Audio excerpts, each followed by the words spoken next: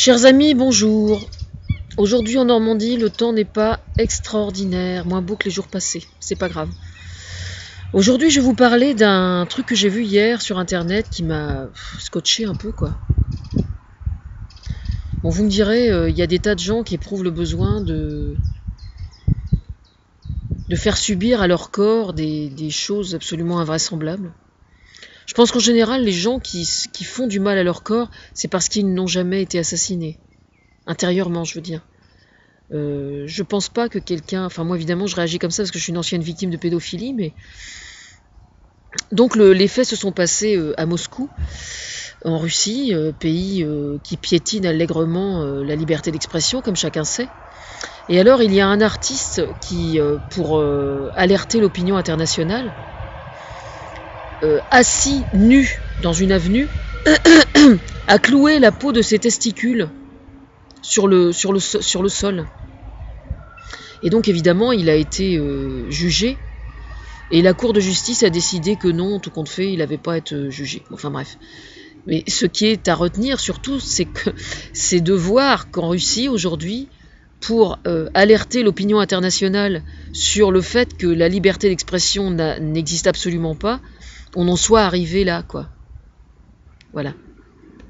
Parce que je pense que ce monsieur, dans un pays démocratique, ne l'aurait pas fait. Sincèrement, je pense. C'est pas la première fois qu'il fait ça. Hein. Mais j'ai déjà vu d'autres choses aussi monstrueuses que ça. Comme notamment au niveau des piercings, par exemple, des gens qui se font qui ont des couteaux qui passent à travers les lèvres, etc. Enfin, des choses absolument terrifiantes, quoi. Mais c'était pas pour les mêmes raisons, je pense. C'était pas dans les mêmes pays, c'était pas pour les mêmes raisons. Ça n'a rien à voir.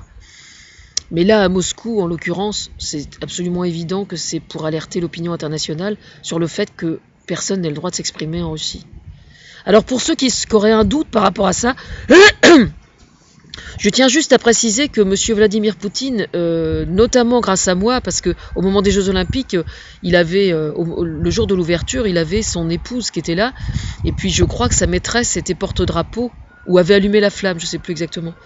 Et donc j'avais fait remarquer qu'avant de donner des leçons aux autres, on s'arrangeait déjà pour être à peu près clean par rapport à sa vie privée et sa vie publique. Donc le jour de la fermeture des Jeux Olympiques, je crois qu'il n'y avait personne à côté de lui. Ce qui est bien. C'est-à-dire que, autrement dit, il autorisait sa femme à ne plus être une potiche. C'est bien, c'est un progrès déjà.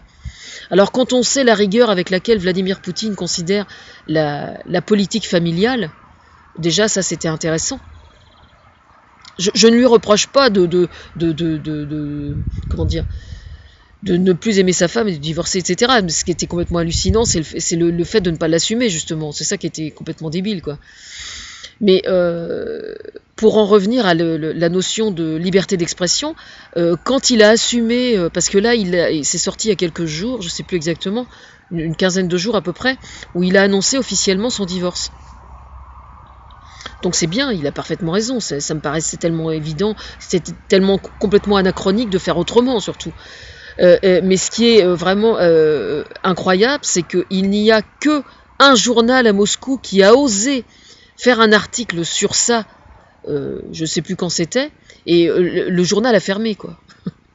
C'est-à-dire que pour un comportement c'était même pas être paparazzi en fait, c'était même pas être paparazzi, parce qu'un paparazzi il va vraiment aller fouiller, envoyer des photographes et tout pour avoir des clichés et tout. Là non, le journal avait simplement expliqué que Vladimir Poutine avait une maîtresse, ou enfin, je sais pas, enfin il relatait des faits simplement, c'était même pas du voyeurisme, quoi. Le mec sans aucun scrupule, il a fait fermer le journal, quoi. Alors je ne vous explique même pas ce que doit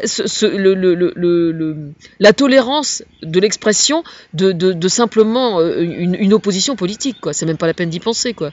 Les mecs, c'est autant qu'ils se tirent une balle dans la tête, quoi.